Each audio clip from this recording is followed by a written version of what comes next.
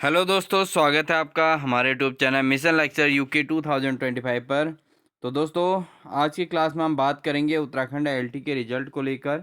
तो दोस्तों, उत्तराखंड एलटी का रिजल्ट जो है ये आपको पता ही है कि कोर्ट में ये मामला फंसा हुआ है और काफ़ी लंबा टाइम इसको हो गया है, लगभग लगभग। क्योंकि जो रिजल्ट काफ़ी जो है जल्दी निकल जाना चाहिए था एग्ज़ाम होने के बाद।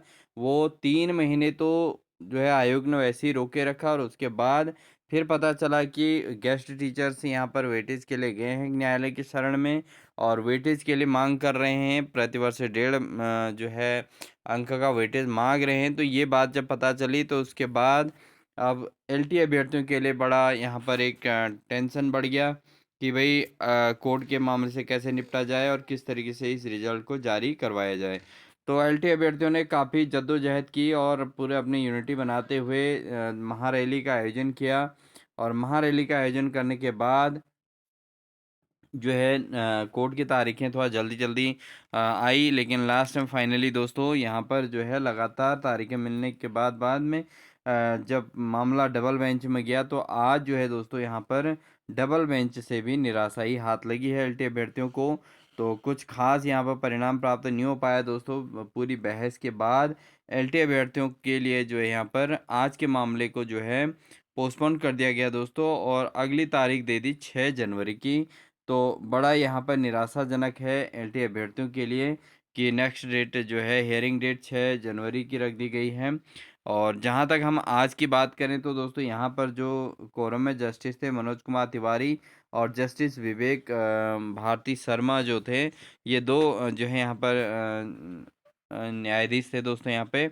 लेकिन यहाँ पर कोई परिणाम परिणाम जो है सकारात्मक नहीं आ पाया उत्तराखंड एलटी अभ्यर्थियों के पक्ष में, क्योंकि गेस्ट टीचर के जो वकील हैं वो बात को इतनी मजबूती से रख पा रहे हैं वहाँ पर डबल बेंच में भी। तो जिस कारण से जो है कोर्ट के जो जज हैं उनका भी ये कहना है कि आखिर इनको वेटेज क्यों नहीं मिल पा रहा है और आखिर क्यों सिंगल बेंच में इस मैटर को क्यों नहीं सुना जा रहा है, सिंगल बेंच का डिसीजन क्या सिंगल बेंच डिसीजन क्यों नहीं ले पा रही है। तो इस आधार पर जो है डबल बेंच ने यहाँ पर अपना पल्ला झाड़ते हुए हिसाब से 6 जनवरी का यहाँ पर टाइम दे दिया है दोस्तों। ठीक है, अब 6 जनवरी को दोस्तों यहाँ पर नेक्स्ट सुनवाई होनी है, क्योंकि सिंगल बेंच का मामला डबल बेंच में जब जाता है दोस्तों कुछ ना कुछ उसमें नई चीज़ होती है। बट यहाँ पर ये देखने को मिल रहा है कि सिंगल बेंच पर जो है डबल बेंच भी टिकी हुई है ये लग रहा है और कोई फाइनल डिसीजन की ओर नहीं पहुंच पाया एकदम से।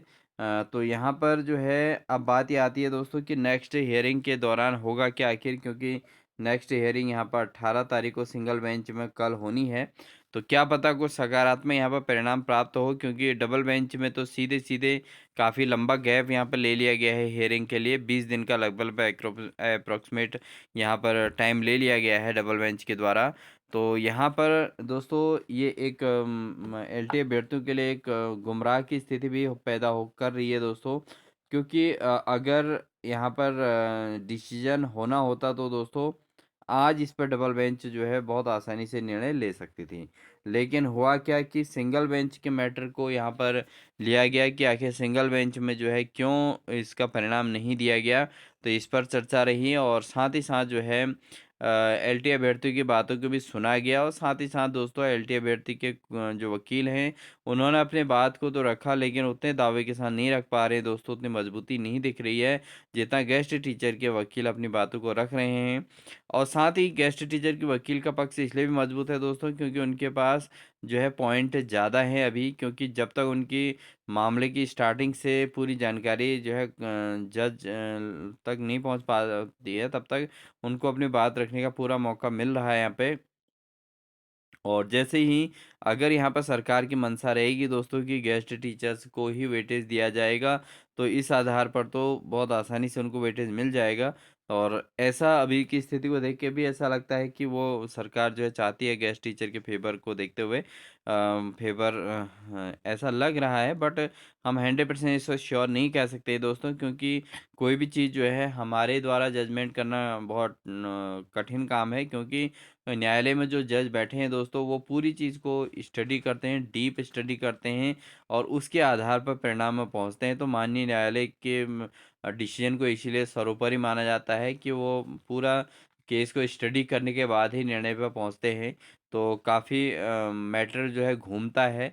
और कभी भी जब भी आपने देखा होगा दोस्तों, प्रीवियस जब भी रिजल्ट कभी भी न्यायालय की शरण में गए हैं, तो काफ़ी टाइम टेकन ये रहा है दोस्तों। ऐसा नहीं कि इंस्टेंटली उसका डिसीजन निकला हो। तो कम से कम 2 महीने, 4 महीने के अंतर्गत ये पॉसिबल नहीं होता दोस्तों, 6 महीने, 1 साल भी लग जाता है। आपने पिछली बार का एलटी का एग्ज़ाम का रिज़ल्ट भी देखा होगा दोस्तों, उसमें भी ऐसे ही कुछ मामले आ गए थे, जिस कारण से काफ़ी लंबे डिले होने के बाद फाइनली एलटी अभ्यर्थियों को उनका उनका राइट मिला था और उन लोगों का चयन हुआ था दोस्तों। ऐसी बात नहीं है कि न्यायालय की शरण में गई हुई बातें जो हैं, कहीं किसी के लिए जो है नुकसानदायक होती हैं, ऐसा नहीं होता दोस्तों। परिणाम सकारात्मक ही रहेगा, बट वेट एंड वॉच बहुत लॉन्ग हो जाएगा। क्योंकि पिछली बार भी ऐसी हुआ था दोस्तों, जब एलटी का रिजल्ट आया था तो काफ़ी लंबा टाइम जो कोर्ट में गया था मामला। और उसके बाद बहुत जद्दोजहद के बाद फाइनली जब रिजल्ट निकला था, तो उन सभी अभ्यर्थियों को नियुक्तियां मिली थी जिन लोगों का उसमें मेरिट लिस्ट के अकॉर्डिंग चयन हो रहा था। ठीक है दोस्तों, इसलिए जो है यहाँ पर अब क्या है कि बड़ी परिस्थितियाँ विकट हैं एलटी अभ्यर्थियों के लिए। अब बहुत ज़्यादा कुछ दिखता नहीं है। अब कल को दोस्तों कोर्ट में फिर सुनवाई है 18 तारीख की, और इसमें जो है दोस्तों अगर होता है सिंगल बेंच में कोई पॉजिटिव परिणाम प्राप्त होते हैं सिंगल बेंच में, तो बात बनती है। अदरवाइज़ काफ़ी इसमें लॉन्ग टाइम लगेगा, क्योंकि 6 जनवरी का यहाँ पर टाइम दे दिया गया है। तो इतना लंबा टाइम देने का तात्पर्य है कि दोस्तों अब ये मामला थोड़ा खिंचता हुआ नज़र आ रहा है। तो इसलिए दोस्तों अब कल के जो है सिंगल बेंच पे उम्मीद है, क्योंकि डबल बेंच से भी यही बात आई कि आखिर सिंगल बेंच में ये मामला क्यों नहीं कंप्लीट हुआ और क्यों सिंगल बेंच से डिसीजन नहीं लिया जा रहा है, क्यों नहीं सिंगल बेंच डिसीजन ले पा रही है। तो इस बात को लेके इसमें चर्चा हुई है। और बाकी जहाँ तक बात है कि आयोग ने एग्ज़ाम को कराया है, तो आयोग का तो इसमें बहुत ज़्यादा रोल है नहीं दोस्तों। अब यहाँ पर सरकार और जो है एलटी अभ्यर्थियों के बीच ही ये मामला है, ठीक है। और गेस्ट टीचर भी यही कह रहे हैं कि सरकार ने हमको इतना लॉन्ग टाइम से अगर रखा है, तो हमें इस समय वेटेज इसमें मिलना चाहिए। तो ये गेस्ट टीचरों का कहना है, तो उनका भी संघर्ष सरकार के लिए ही है, और साथ ही एलटी अभ्यर्थियों का भी संघर्ष सरकार के साथ ही है। ठीक है दोस्तों, और एलटी अभ्यर्थियों के वकील का तो ये भी कहना था कि आप जो है गेस्ट टीचर्स के उन सीटों को छोड़कर अन्य सीटों के लिए रिजल्ट जारी कर दीजिए, लेकिन उसमें भी अभी कोई डिसीजन नहीं हो पाया है दोस्तों, ठीक है। तो उम्मीद है कि इन फ्यूचर में कहीं ऐसा ही परिणाम प्राप्त हो कि जिसमें एलटी अभ्यर्थियों के लिए जो है यहाँ पर कुछ सीटें फिक्स कर दी जाएंगी जो गेस्ट टीचर के द्वारा भरी जानी होंगी। बाकी और कुछ सीटों पर जो है प्रत्येक सब्जेक्ट में कुछ कुछ सीटों पर जो है वैकेंसी का रिजल्ट आउट कर दिया जाएगा, जिससे एलटी अभ्यर्थी जो ठीक ठाक टॉप मेरिट के साथ सिलेक्शन की ओर नज़दीक हैं, उनका चयन हो भी सकता है। लेकिन इसमें भी काफ़ी अभी टाइम लगने की उम्मीद है दोस्तों, क्योंकि इतना आसान है नहीं। क्योंकि अगर ऐसा होना होता तो आज ही इसमें डिसीजन हो जाता। तो अभी ये लॉन्ग टाइम लेता है दोस्तों। आपके जो है ये धैर्य की परीक्षा बहुत लंबी हो रही है। काफ़ी लंबे समय से आपके धैर्य की उम्मीद की जा रही है और आपने धैर्य रखा भी है, लेकिन ये उम्मीद की किरण जो है आसानी से पार नहीं हो पा रही है। तो इसमें अभी लंबा धैर्य और रखना है। और यही धैर्य दोस्तों पिछली बार के जो एलटी अभ्यर्थी थे उन्होंने भी काफ़ी लंबा वेट किया दोस्तों। उसके बाद फाइनली उनको जॉब मिली और आज वो बढ़िया खासे इंटर कॉलेज में जॉब कर रहे हैं दोस्तों। ऐसा नहीं है, बस वही है कि वेट एंड वॉच और धैर्य मेन है। न्यायालय की शरण में गया हुआ मामला एकदम आसानी से रिजल्ट तक नहीं पहुंचता है, ये आप सभी जानते हैं। सब कुछ स्टडी होगा, सब कुछ होगा, और हो सकता है फाइनली अगर किसी का उसमें जो है अगर एलटी अभ्यर्थियों का पक्ष मजबूत दिखा, तो कुछ सीटों पर एलटी अभ्यर्थी सॉरी गेस्ट टीचरों को जो है अगर मजबूत पक्ष उनका बनता है, तो कुछ सीटों पर छोड़कर उनको जो है वेटेज दिया जा सकता है। ये पॉसिबिलिटी लग रही है दोस्तों, लेकिन अभी इतना आसानी से कुछ भी नहीं होने वाला है। एक उम्मीद है दोस्तों, देखो कल को 18 तारीख है, और सिंगल बेंच की जहाँ तक डबल बेंच ने बात की है कि आखिर सिंगल बेंच में डिसीजन क्यों नहीं हो पा रहा है, तो हो सकता है क्या पता सिंगल बेंच में इसका डिसीजन बन जाए कुछ, और कुछ सकारात्मक परिणाम प्राप्त हो जाए। तो एलटी अभ्यर्थियों के लिए, बाकी गेस्ट टीचर के जो टीम की ओर से, गेस्ट टीचर की पार्टी की ओर से जो वकील हैं वो काफ़ी दमदार हैं दोस्तों। उन्होंने अपनी बातों को बिल्कुल मजबूती से रखा है। और सरकार का भी क्योंकि गेस्ट टीचर सरकार की देन है, तो सरकार भी इसमें अभी कोई फाइनल वो नहीं ले पाई है। तो इसलिए जो है अभी इस आधार पर गेस्ट टीचर का पक्ष मजबूत दिख रहा है। लेकिन एलटी अभ्यर्थियों के लिए भी कहीं पर ऐसा नहीं है कि जो है इनका नहीं होगा, इस बात को कहीं पर भी नहीं कहा गया है। तो जिन अभ्यर्थियों ने एग्ज़ाम दिया है उनका चयन तो ज़रूर होगा दोस्तों। इसके लिए आप पुराने अभ्यर्थियों से संपर्क करें, जिन्होंने पिछली बार एलटी के रिजल्ट के लिए उतना लंबा वेट किया था। आप उन्हीं की तरह धैर्य रखें दोस्तों, और उन्हीं की तरह एक दिन आपको ज़रूर आपको आपकी जॉब मिलेगी। इतना श्योरिटी रखें, अपने माइंड में रखें। न्यायालय में गई हुई बातों का डिसीजन ज़रूर निकलता है, और पक्ष उन्हीं का मजबूत होता है जिनका अधिकार क्षेत्र ज़्यादा होता है। इसलिए आपको आपका राइट ज़रूर मिलेगा। आपने मेहनत की है तो आपको आपका अधिकार ज़रूर मिलेगा। इसलिए आप जो है वेट एंड वॉच कीजिए दोस्तों, और उम्मीद कीजिए कि कल भी कोई सकारात्मक परिणाम प्राप्त हो। और अगर कल को सकारात्मक परिणाम प्राप्त नहीं होता है दोस्तों, तो उसके बाद आपसे रिक्वेस्ट है कि आप अपना जो एग्ज़ाम फॉर्म आपने आगे भरे हैं उनकी तैयारी में जुट जाइए। बहुत सारे कैंडिडेट्स का कहना यह है कि सर अब हम तैयारी कैसे करें, अब हमारा मन नहीं लग रहा है, अब हम एग्ज़ाम देने की इच्छा नहीं रखते हैं। दोस्तों ऐसा नहीं है। हर जगह पर बुरे और अच्छे दिनों का जो है एक तालमेल होता है। तो किसी भी चीज़ को लेकर अच्छे दिन आने से पहले कुछ बुराइयां झेलनी पड़ती हैं दोस्तों। वो समय आपका अभी लाइफ में चल रहा है, इसलिए बिल्कुल धैर्य रखें। और बिना किसी उसके बिना किसी इधर अपने पक्ष से विचलित हुए आप अपने जो है दोस्तों अपनी तैयारी को मजबूत रखें। आपने अगर ये कनिष्ठ सहायक से संबंधित एग्जाम फॉर्म भरे हैं जो जनवरी 19 तारीख को पेपर होना है, तो पहले उसकी तैयारी करें, छोटी जॉब प्राप्त कर लें। एलटी का आपका रिजल्ट का केवल वेट रह गया है दोस्तों, वेट करना है आपने। न्यायालय में गया हुआ मामला है तो उसका वेट करना है। और तब तक इस जॉब की ओर मेहनत करें दोस्तों। जो वैयक्तिक सहायक, कनिष्ठ सहायक से संबंधित आपने फॉर्म भरे होंगे दोस्तों, इनको भी आप ज़रूर इनकी तैयारी करिए। साथ ही आपका 6 जो है यहाँ पर अप्रैल में 6 अप्रैल को प्रवक्ता प्री का एग्ज़ाम है, उसके लिए तैयारी करें। क्योंकि दोस्तों आपकी तैयारी 90% तो हो ही रखी है, क्योंकि आपने एलटी के एग्ज़ाम के लिए उतना ब्रॉड सिलेबस पढ़ा हुआ है। 10% और तैयारी करेंगे तो आपका कहीं और जगह भी चयन हो जाएगा। हो सकता है और जगह परिणाम जल्दी निकल जाए और पहले आप छोटी जॉब ही मिल जाए आपको, वो आपको मिल जाएगा। और लेक्चरर के एग्ज़ाम की प्रिपरेशन तो करनी है दोस्तों, वो सभी को करनी है, उसमें कोई दो राय नहीं। अगर आपका एलटी में चयन हो भी जाता है फिर भी एक प्रवक्ता बनने का सपना आपके माइंड में रहेगा ही, उसकी आपने तैयारी करनी है।